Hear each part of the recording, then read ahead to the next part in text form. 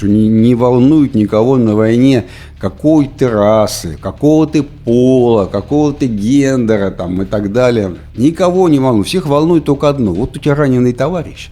Ты его до вертолета 4 километра дотащишь или не дотащишь.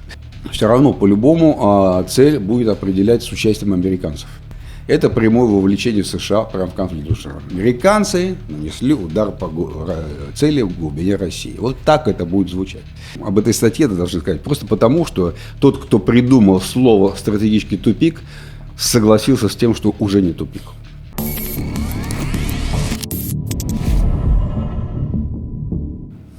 Всем привет, вы снова на канале Ширяев и Ширяев. Здесь я, журналист Евгений Ширяев, и мой отец, военный обозреватель Валерий Ширяев. Мы обсуждаем последние события. Здравствуйте, рад вас снова встретить сегодня на нашем канале. Прошла ровно неделя с тех пор, как мы объявили конкурс на вручение памятных призов. Пришло очень много адресов электронной почты для участия в конкурсе. Мы сегодня всех сведем вместе, проведем жеребьевку и свяжемся с победителями, определимся с нашими дальнейшими шагами. А пока назовем населенные пункты, которые Минобороны объявила взятыми российскими войсками за минувшую неделю.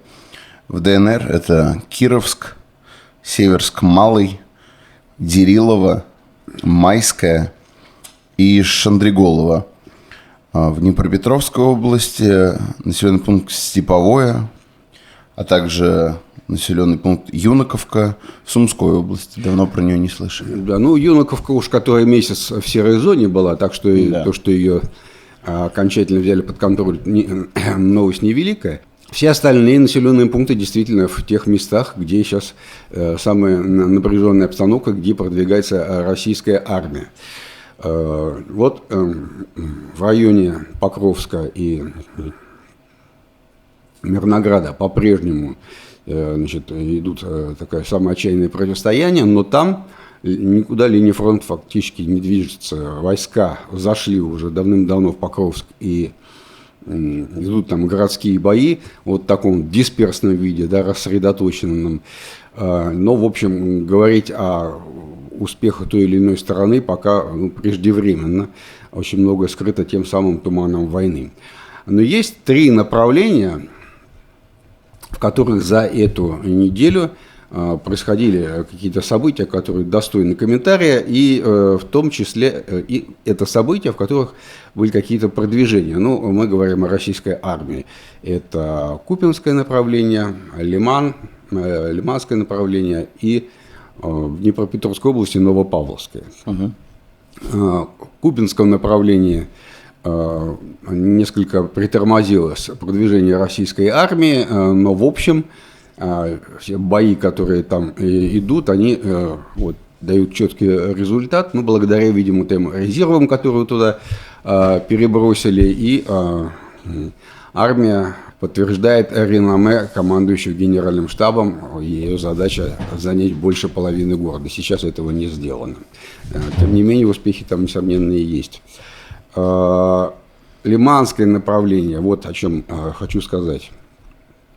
Сейчас чуть более подробно придется говорить, потому что, во-первых, это вовсе не город Лиман, который довольно далеко еще от фронта находится, а это прям приличный такой участок фронта, целое направление от Ямполя на юге и до Шандриголова на севере. Такая, как обычно, традиционная подкова, которая охватывает город со всех сторон.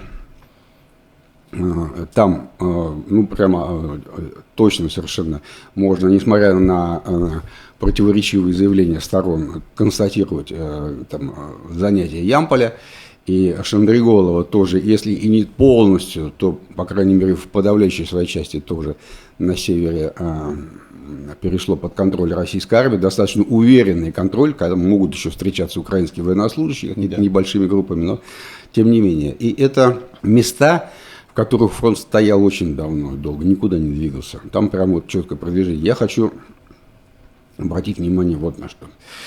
Понимаешь, когда обозреватели, я и военные, профессиональные рассуждают о боевых действиях по карте, всегда важная очень часть – это географическое, да, которое определяет ситуацию, это реки.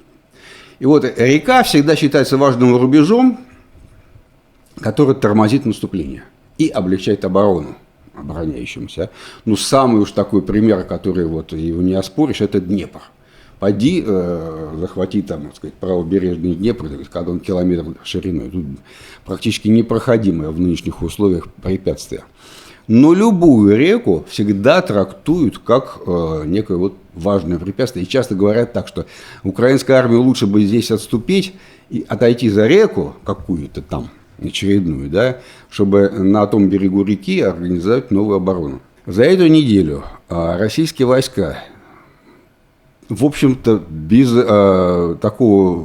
без тяжелейших боев, да, форсировали реку Нитриус в районе Шандриголова сразу в нескольких местах.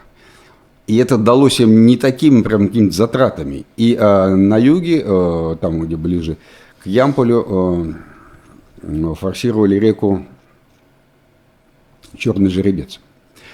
Вот это четко совершенно свидетельствует о том, что река не является зачастую таким уж прям непреодолимым и удобным рубежом обороны, если так вот она преодолевается. Потому что на юге, там, где на Новопавловском направлении наступают войска, они в эту же неделю пересекли реку Волчья.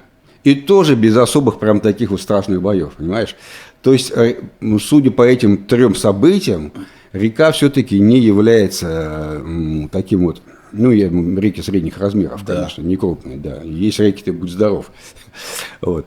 Ну, вот такие небольшие реки, они не являются таким рубежом даже осенью, когда холодная вода, может быть, развезла дороги и так далее. Вот, весной, наверное, тяжелее. Ну, весной, когда лед сходит, конечно. Ну, да. И всегда считалось правильным строить, используя оперативную паузу сражений, ну, там, когда российские войска перегруппировываются и так далее, на строительство настоящих хороших, мощных укреплений по всем правилам созданных линий укрепления в тылу украинской армии, ну, не на фронте, а где-нибудь так в отдалении до 20-30 километров, да, там, чтобы она шла обязательно по водоразделу, то есть по высотам, чтобы там были хороший радиогоризонт всегда для операторов дронов, ну, много чего еще надо учесть. Такая линия была построена. Это чаще всего она встречается в описаниях под названием «Линия Новый Донбасс». На самом деле очень длинная, охватывает несколько областей и много участков, многоуровневых у нее. Так вот, в эту неделю, там, где войска на юге, на Новопавловском направлении перешли реку Волчья, они одновременно преодолели вот эту линию Новый Донбасс. Получается, ну, это действительно очень такое, в нее вложили много сил, и уже она построена-то была с учетом опыта полученного, да, то есть такая мощная, можно сказать, как вроде линия Маннергейма такая, да. На самом деле, если так легко ее перешли, то я предполагаю, что, видимо, рассредоточение таково, что с той стороны, ну, с украинской, настолько немного защитников, что и для преодоления реки и этой вот правильно построенной оборонительной фортификации тоже не требуется много войск. То есть и географические факторы, и искусственные сооружения, построенные человеком в боевых действиях, сейчас, судя по всему, совсем не так работают. Они уже не такую роль играют. Это надо подтверждать такой вывод, конечно. Он должен быть подтвержден наблюдениями за ходом боевых действий в последующем. Посмотрим, как будут ли подтверждены. Но сейчас, предварительно, на основании вот уроков этой недели, я делаю вывод, что, видимо, да, все совсем изменилось. Вот так вот здорово. Уже и никакие крепости нельзя строить, исходя из опыта даже полугодичной давности.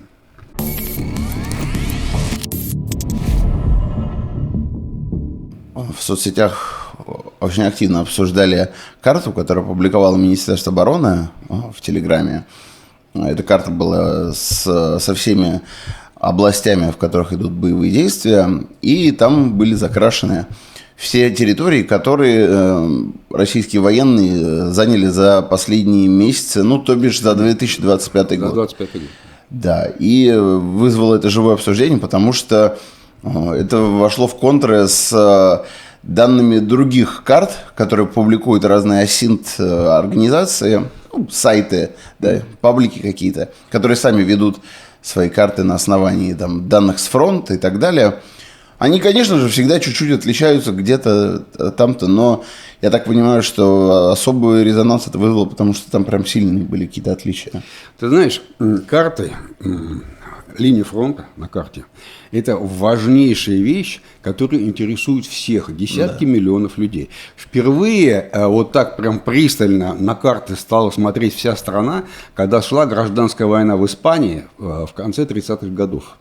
Когда, значит, там в квартирах советских людей висела карта Испании, и втыкали флажки, значит, какие города там захватил, мятежники захватили, там, республиканцы где стоят и так далее. Все, постоянно следили за новостями. Потом, конечно, пришло время карт Великой Отечественной войны. Это просто рыдания, инфаркты, когда там целые города оставляли, или наоборот захватывали, нам радость была бурная. Все по картам следили, везде было. Это была привычка. А карты эти составляли радиолюбители. Я правильно понимаю? Были такие, ну, если ты говоришь иголочки, флажочки такие, да. их втыкали на основании... И выстраивалась линия фронта. Или на основании вещания советского? На основании, да, конечно. Левитан объявлял о потере какого-то города или о его занятии, и вот менялось. Это было, наверное, потому что это очень наглядно. Это очень наглядно, это, значит, просто. Это порождает большие эмоции. И это перешло в культуру. Я не знаю, есть ли такая культура там, в Соединенных Штатах, просто не знаю. Кто-то там наблюдал или с помощью карт за положением дел во Вьетнаме там, или еще где-то, не знаю. Но для тех, кто живет на территории бывшего Советского Союза, это вот такая вот уже бытовая норма, я бы сказал, как где-то гремят пушки, сразу карта появляется. И поэтому, и когда специальная военная операция началась, тут же, так сказать, энтузиасты с обеих сторон, и Украины, и России, начали такие карты делать. На основании, в том числе и данных, которые они получают от своих источников с фронта. Данные разные, поэтому и карты отличаются. Между ними есть разногласия, разные методики их составления. Они между собой спорят. И все-таки и украинские, и российские, ну, самые известные карты, они, конечно, какую-то линию компромисса имеют. У них они более или менее близки, хотя, конечно, ну вот когда стало уже очевидно отступление украинской армии, Deep State начал замедлять, да, он стал гораздо позднее, значит, карты менять, чем на самом деле события происходят. Есть такое дело. Но тут выходит карта впервые Министерства обороны, где действительно закрашены места, ну вот все площади, которые, по его мнению, Министерства обороны, российские войска заняли в 24 году. 25 году, да. И они не совпали с картами вот, всех, на кого мы все ориентируем. А ведь это десятки и десятки миллионов людей смотрят на эти карты. Все, кто интересуется военными действиями, где войска находятся. Министерство обороны уже публикует все время данные, в том числе о взятых населенных пунктах. И, соответственно, они все подтверждаются и остальными картами. Как так получилось, что сейчас Министерство обороны опубликовало карту, в которой не было населенных пунктов, которые до этого... Которые до этого они не объявляли или что? У них закрас больше площади получился. Вот в чем. А что это значит? Если населенные пункты все те самые. Населенные пункты, но ты можешь, вот у тебя населенный пункт, и вот населенный пункт. Ты можешь между ними линию провести, а можешь вот такой вот горб нарисовать. На ровном месте Министерство обороны вошло в клинч фактически с свидетельствами источников с фронта. Потому что карта рисуется по фронтовым источникам. Вот проблема в чем.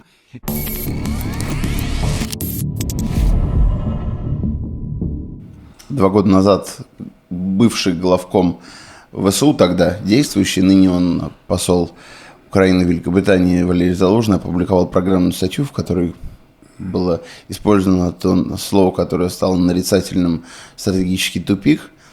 И сейчас вот он выпустил новую статью, хотя он уже вроде как не военный, да, и занимает гражданскую должность, но поскольку все ему прочат соперничество с Зеленским за пост президента Украины, он вот считает вправе публиковать такие программные статьи, в которых он анализирует фронт и вообще будущее. Да, на этой неделе это такое, я считаю, важное событие. Ну, во-первых, он, конечно, посол, но опыт-то военный у него, будь здоров, гораздо важнее его мнение, чем мнение очень многих обозревателей.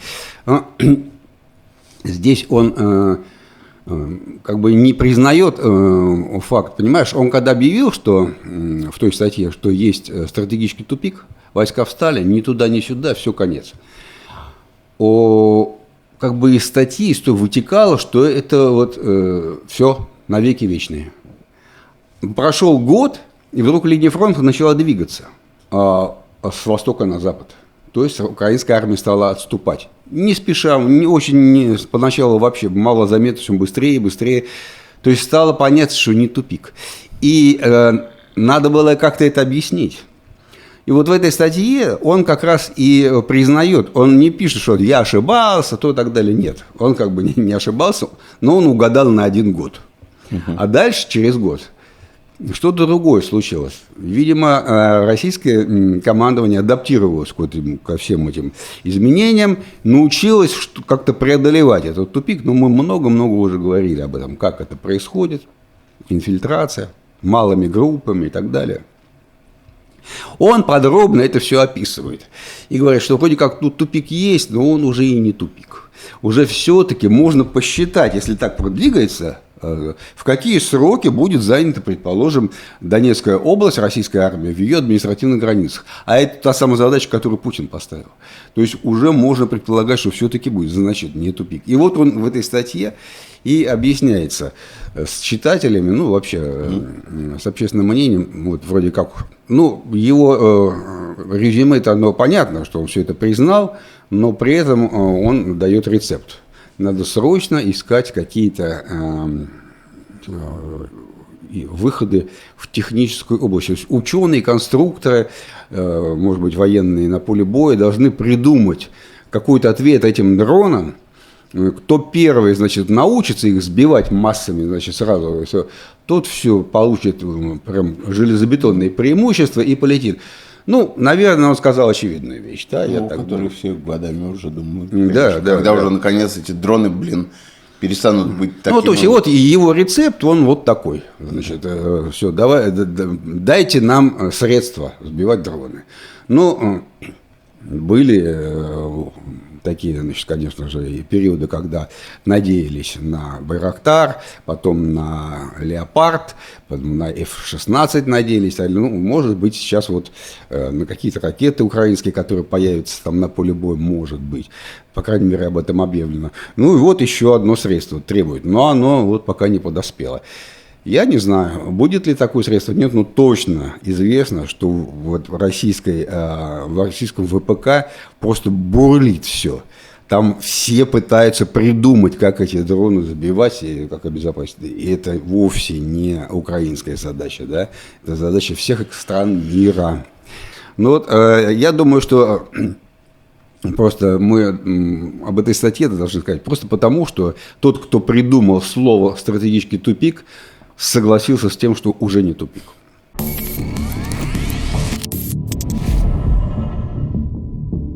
На прошлой неделе мы обсуждали атаки дронов на юг России, на Крым, в частности, на атаки катеров беспилотных на Туапсе и Новороссийске. Вот сейчас выяснилось, что те катера Магура в Новороссийске, они перевозили с собой FPV-дроны, то есть должны, по идее, были выпустить рой дронов, да, который бы должен был начать какие-то там диверсионные действия.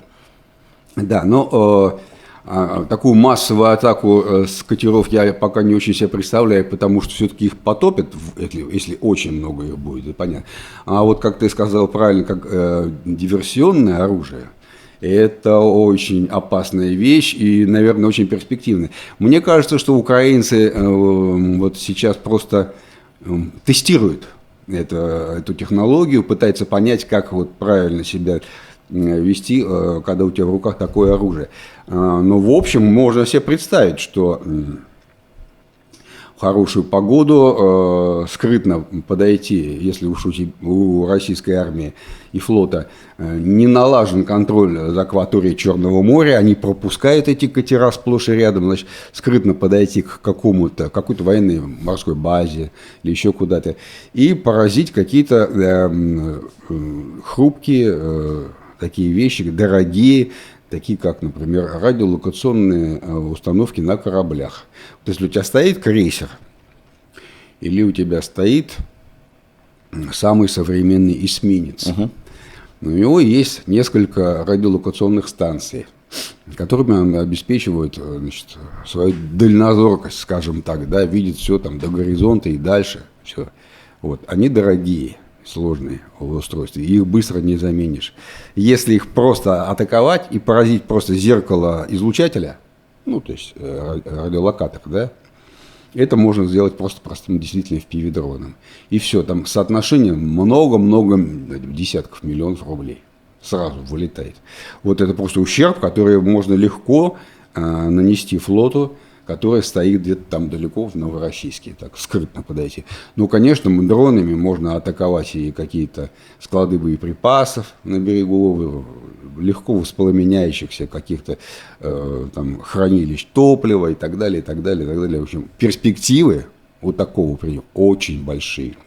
Ну, посмотрим, что будет дальше. Необходимо вот российскому флоту, это просто кровь из носа, налаживать контроль над всей акваторией. Но посмотрим, делается это или нет.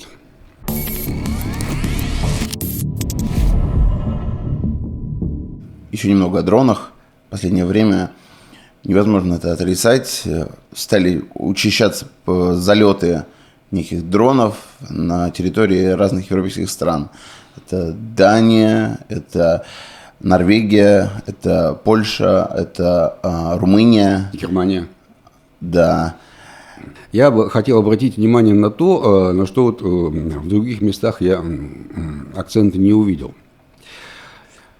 Все эти события происходят в странах, протянувшихся вдоль Балтийского моря. Это и Норвегия, Дания, и Германия, Польша. То есть тот самый коридор, через который идут танкеры теневого флота, так называемого, которые из Приморска и Усть-Луги, крупных портов нефтяных в Ленинградской области, везут продавать нефть. И вот только что спецназ Франции специальную операцию провел, высадился на танкер, захватили танкер, не знаю при каких обстоятельствах, не знаю в каких он территориальных водах был, все это еще предстоит выяснить.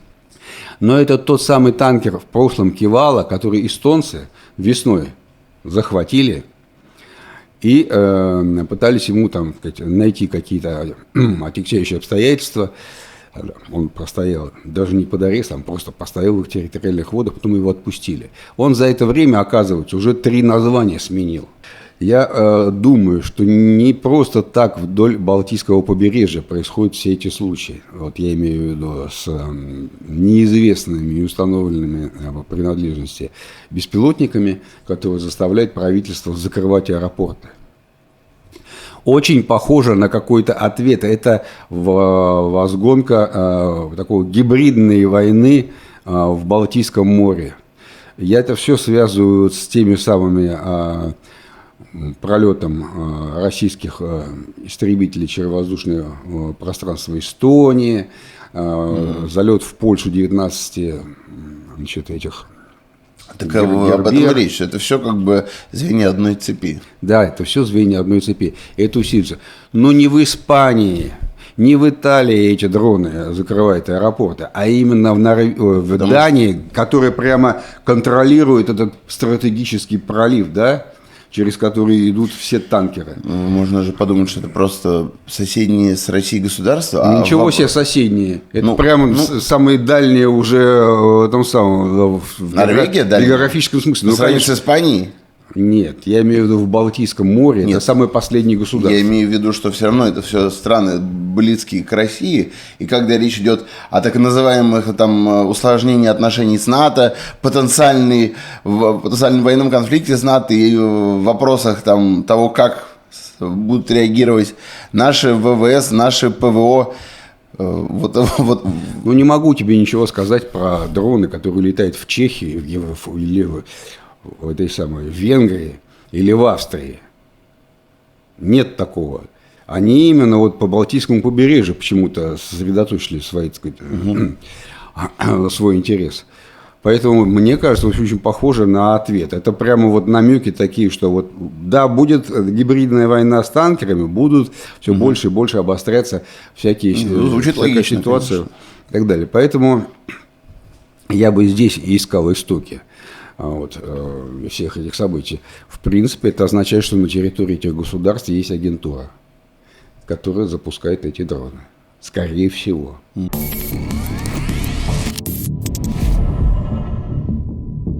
Вот сейчас появилась информация о том, что США собирается разрешить Украине наносить удары вглубь России вдаль при помощи ракет «Томагавк». Но разговор идет, что Трамп продаст европейцам ракеты «Томагавк» и разрешит передать их украинцам. Это такая гипотеза всего лишь навсего, потому что как утечка в одной газете, которую все растиражировали, во-первых. Во-вторых, ракета «Томагавк» вот в полном виде, ее процедура запуска не может быть передана украинским офицерам из соображений секретности.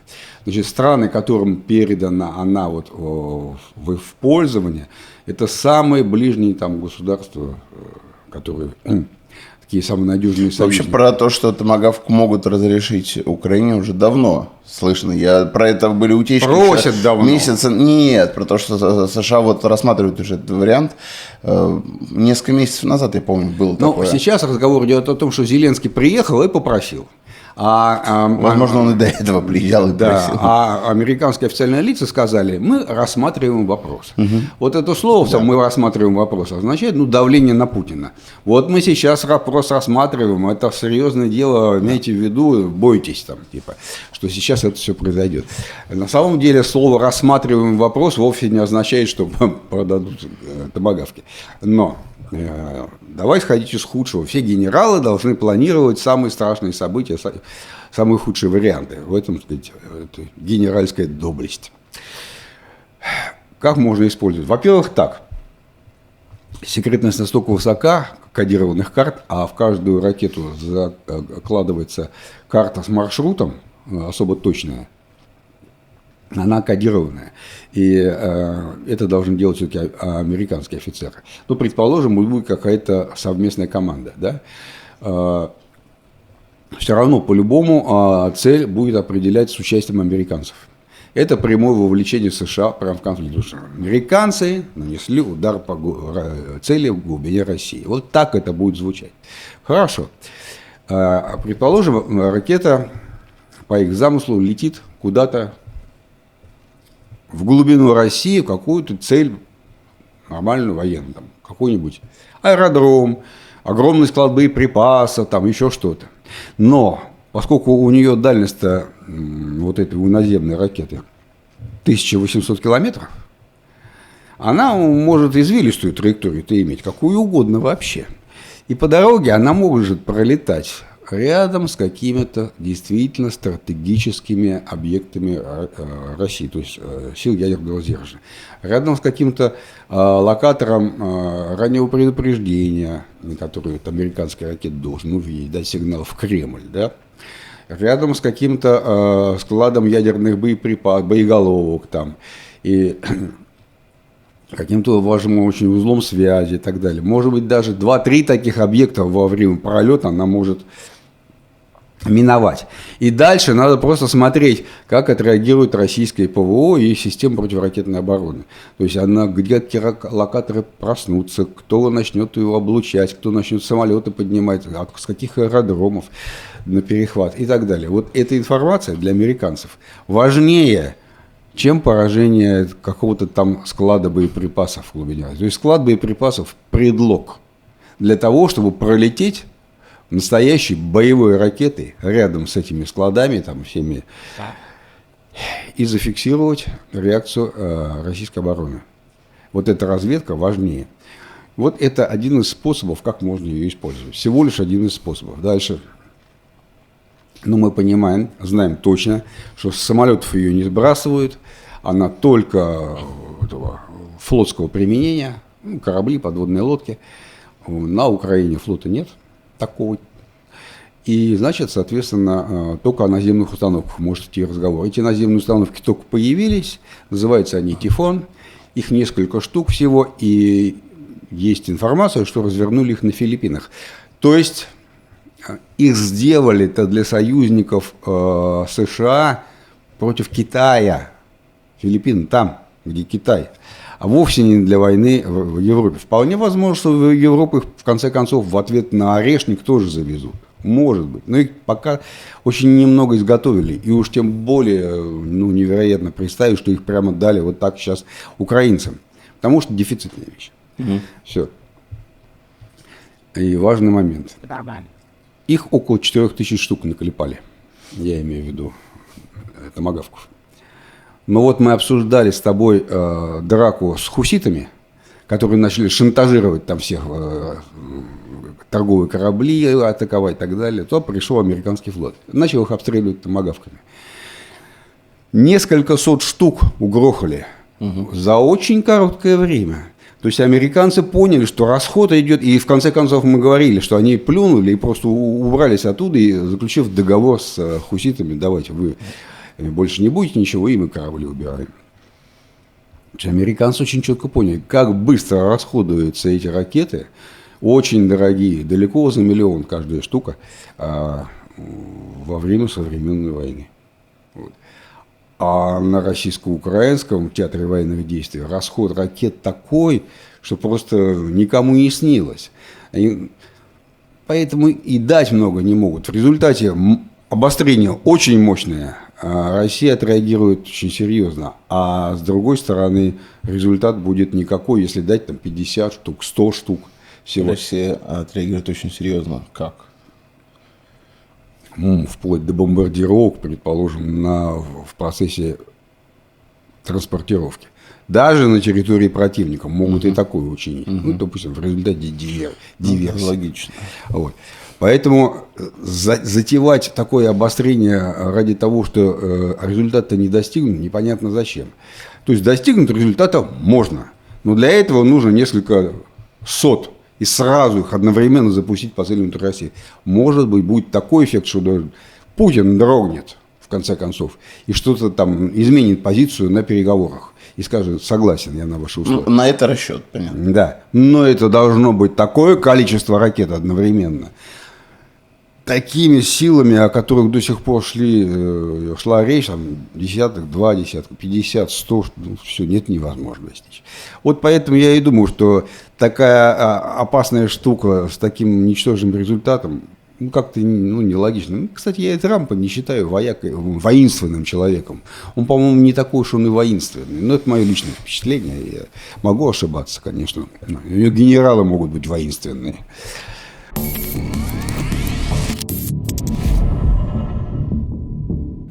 Министр войны или военный министр США Пит Хексет на днях собрал всех военачальников американских со всего мира, сказал так: срочно собирайтесь все на экстренное совещание. Но это было выступление его такое программное. Дональд Трамп там же выступил. Много чего было сказано такого интересного там по поводу того, что Америка должна готовиться к войне. Поэтому, собственно, и переименование Министерства обороны в военное министерство или Министерство войны. Да, и, собственно говоря, то, о чем все говорят на Западе больше всего, это то, как Трамп начал выводить военных на улицы повсюду. таким образом, ну, прям пугая людей, что какое-то военное положение в стране будто бы говорит, что он будет бороться с преступностью, собирать вот в Чикаго, просто военных запустить, чтобы они что-то там делали. Ну, я увидел в комментариях такое, даже, ну, не обиду, а недоумение. Трамп, что ж такое? Ты сказал, что готовится к войне, готовимся к войне 10 раз. Не Трамп, а Хексет, извини. А с кем воевать будем, не сказал. Вот главное. нет, там же речь была в том числе о внутренних врагах. Да, но он не сказал про внешние угрозы. Кто главный враг-то? Этого не было произнесено. Нет. На самом деле это речь, которую вот эти вот 800 с лишним генералов, адмиралов, элиты американской армии и флота ждали. Нет никаких сомнений, что подавляющее большинство, там, ну, прям вот самое подавляющее большинство из них, это сами, так сказать, они сторонники республиканской партии, и все их семьи голосуют за республиканцев. Это однозначно. Они ждали этого поворота. Почему? Что за поворот? Расскажи хоть, что Потому что главное, о чем он говорил, надо привести армию. Вот, короче так, есть железо, вооружение. С ним у нас все в порядке. А будет еще лучше. Трамп $1 триллион дает, он, значит, об этом хвастался. И в этой же речи об этом сказал. А воевать-то кто будет? Вот личный состав. Сам человек живой, трудно прогнозируемый такой вот организм. Да? Что с ним? Как он будет воевать? Потому что, конечно же, те стандарты, которые выставлялись для военнослужащих в армии США последние годы, да. Они резко, так сказать, снизили стандарты. Главное свойство военного в критический момент, когда наступает, вот, собственно говоря, война, да, быть готовым ко всему, что заложено в него на учениях, в стандартах и так далее. То есть он и говорит вот великие слова, на самой точки зрения, что не волнует никого на войне какой ты расы, какого ты пола, какого ты гендера там, и так далее. Никого не волнует. Всех волнует только одно. Вот у тебя раненый товарищ. Ты его до вертолета 4 километра дотащишь или не дотащишь. Вот у тебя есть артиллерийский снаряд. Ты его должен, значит, загнать, да, в казенную часть. Сколько раз, сколько минут ты это сможешь сделать для беглой стрельбы, предположим, да? Сколько у тебя и так далее. То есть по природе так уж вышло, никто в этом не виноват. Да, мужской организм выдерживает большие нагрузки, чем женский. И если женский организм должен выдерживать такие нагрузки, таких женщин будет меньше. Ну, понятно, женщин, которые наравне с мужчинами, такие же физические нагрузки, их меньше просто. С повышенным тестостероном. Да, значит, вот эту квоту на женщин выдержать невозможно. Сколько есть женщин, соответствующих, так сказать, этим всем упражнениям, стандартам-то, столько и будет. Он и говорит, что мы не отрицаем возможность участия женщин, но они должны соответствовать всем вот этим вот планкам, которые заданы для военных. У меня очень интересный был разговор, да, с человеком, который прям служит в подводном флоте американском, что действительно стало огромное количество людей немотивированных, потому что зарплаты снизились во флоте. Не только во флоте, в армии вообще. А гораздо меньше стало льгот на последующую там, судьбу человека. Так? Там очень много появилось людей, которых раньше и не могло быть даже на флоте. А у него-то главное, говорит, золотое правило, вот вам, генералам, должно быть такое. Армия должна быть такая, подразделение армии, в котором вы бы захотели, чтобы ваш сын служил. Вот и все. А там не может быть командиром, который назначен по квоте. Действительно, социализм квотирование, так сказать, применял, в Советском Союзе, Китае тоже самым активным образом, да, раз есть разные, так сказать, там, гендеры, разные социальные, значит, в первую очередь, национальности и так далее. Каждый должен получить свой кусок там, пирога при распределении должностей. Приблизительно такие же вещи начались вот в Пентагоне. Длилось это довольно долго. И, в общем, генералитет, конечно, был в напряженном состоянии, потому что... В Пентагоне до абсурда доходило. Ну, я имею в виду, что там в том числе и повысившееся количество трансгендеров, да. Что вообще, по-моему, немысленно в вооруженных силах. Да, и это фантастическая история про то, как флот стал создавать огромное количество льгот для женщин, чтобы заманить их на флот, чтобы квоту выполнить. Но женщины не шли на флот. Я могу понять, черти где надо плавать в отрыве от берега, железа кругом, никому не охота. И он стал создавать. Что ты думаешь, они молодцы, как сразу же пришли и начали тут же рожать в одиночестве, ну, не выходя замуж. Да, ну, не регистрируя брак, и получать очень хорошие льготы дородовые, послеродовые и так далее, а потом увольняться просто с флота и все. То есть они... И это была прям тенденция такая, о которой писала пресса. Вот цитата, которая, я считаю, войдет в анналы. «Культура, не склонная к риску, означает, что офицеры действуют, чтобы не проиграть, а не чтобы победить. Безупречная репутация – вот чего больше всего жаждут лидеры, ну, имеется в виду военные лидеры, мирного времени. И это худший из стимулов. Мы, руководители высшего звена, должны положить конец пагубной культуре избегания риска». О чем разговор? Разговор о кадровой политике в Министерстве обороны России при Сергее Кужугетовиче Шойгу. Это цитата, прямая аналогия, потому что действительно появилось очень много командиров, которые не хотели брать на себя риск, а те, которые были рисковые, но малоуправляемые ребята, не получали высоких должностей. И об этом очень много рассказывали. Очень много, действительно, что люди, которые, в принципе, по характеру, по психике готовы в бою воевать, да, уступали место в продвижении по лестнице людям, которые были исполнительные, но не совершенно не склонные к риску, готовые просто читать вот, в глазах начальства, что делать, и ждать команды сверху. Угу. И потом это отразилось просто очень тяжелыми последствиями в ходе боевых действий. Значительная часть командного состава ждала приказа. Вот мы видим, что в американской армии практически те же процессы протекали-то. Вот сейчас началась борьба. Справиться, не справиться, посмотрим. Но война началась.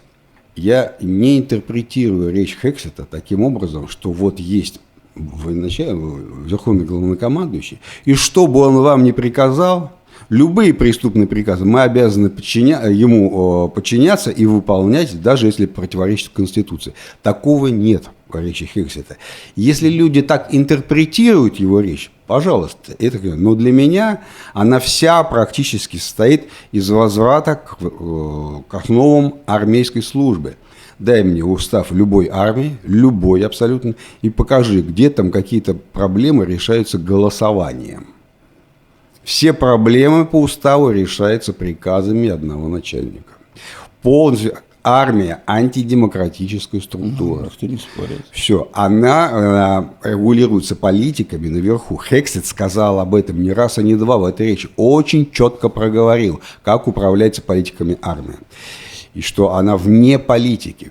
Первое слово, которое он употребляет там постоянно везде, аполитичный офицер. Аполитичный офицер его идеал. В города для решения проблем преступности — это тоже аполитичная армия? В этой речи об этом нет ни слова. Нет, это не в этой речи. Просто дело в том, что это вот действительно уже происходит. Вот военные используются для политических задач в Америке. Идеал Хексета – это, вот по этой речи, это аполитичный офицер, который не вмешивается, политика для него табу. Значит, соответствующим образом, если такие решения будут приняты политиками, и это будет противоречить там Конституции, это задача политиков отменить. На основании не чего ты военных. говоришь, что политика для него табу? Это человек, абсолютный функционер Трампа, который защищал его всегда. Это его, грубо говоря, вот прям главный почитатель. Поэтому он и получал эту должность. Почему ты считаешь, что для него политика, аполитичность это превыше всего? Да, на основании чего? Я объясню. Я не знаю, кто писал эту речь Хексету. Может, он сам ее писал, может, какие-то умные люди. Но я рассказываю о том, что проистекает из этой речи, а не из его деятельности политической. Он военным, 800 человек в зале выше генерал сидит, он нам говорит, какой должен быть офицер. Аполитичный. Не должен он быть, так сказать, вот, сторонником той или другой идеологии. Вот. И это основа армии, в том числе, между прочим, это основа российской и советской армии. Всегда так было. Если армию используют не по назначению, как ты правильно совершенно все сейчас указываешь, я сам абсолютно того же мнения. Если армию используют не по назначению, борьба против этого должна вестись политиками. Не внутри армии, понимаешь? Вот это самое главное. Не может армия встать и сказать, так, все, мы не слушаем, это все не по назначению и так далее. Если это антиконституционный приказ, это все должно быть в рамках процедуры отменено. Вот что, в чем дело. Ну, какие тут противоречия, я их не вижу.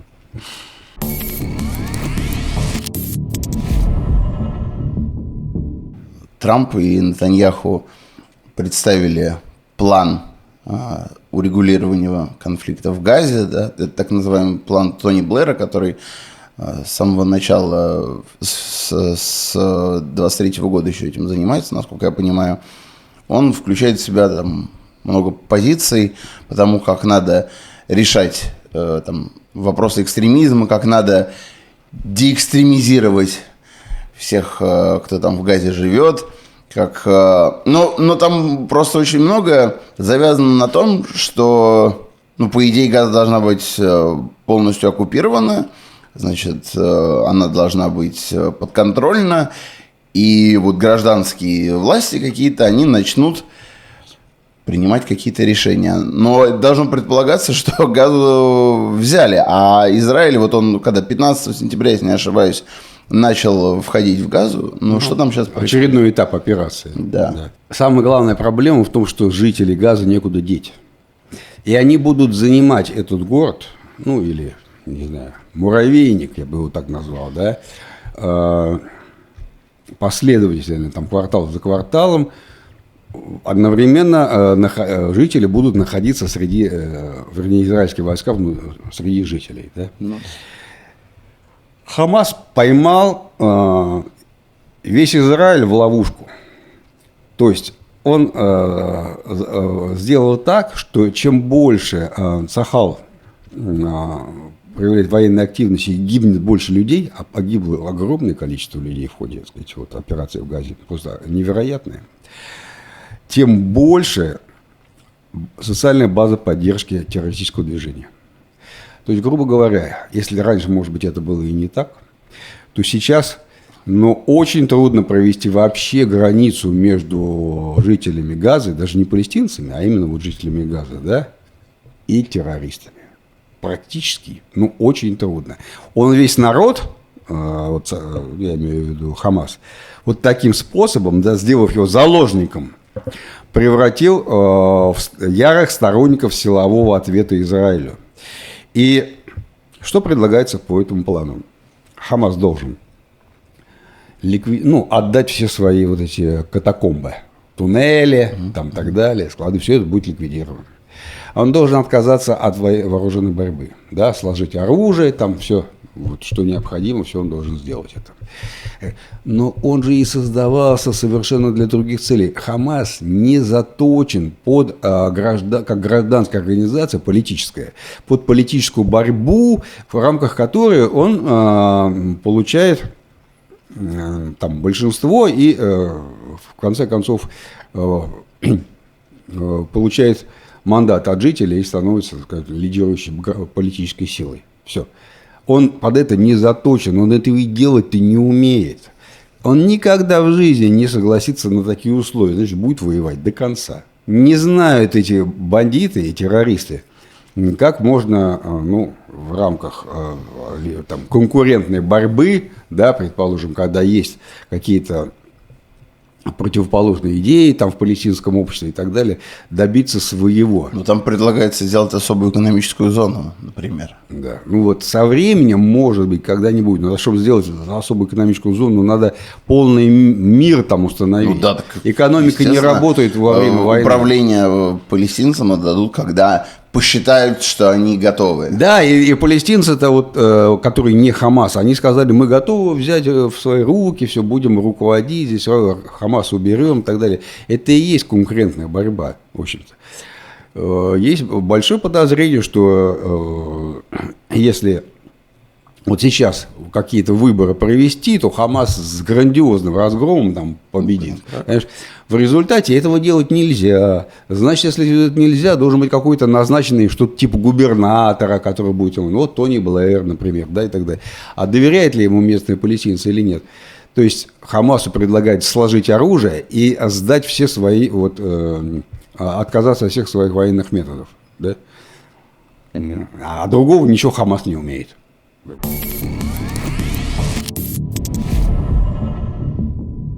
Ну, на этом у нас все сегодня. Спасибо вам, что были с нами. Конечно, в очередной раз напоминаем, что лучший способ нас поддержать – это подписаться на наш канал на YouTube. Именно вот подписаться, не забудьте. Сейчас вот вроде кто-то имеет возможность такой 15 минут лишние секунд времени. Сделайте это, пожалуйста. Ну и, наверное, как обычно, приглашаем вас за актуальными комментариями к нам на телеграм-канал и на Бусти. Да, увидимся на следующей неделе. Всем пока. До свидания.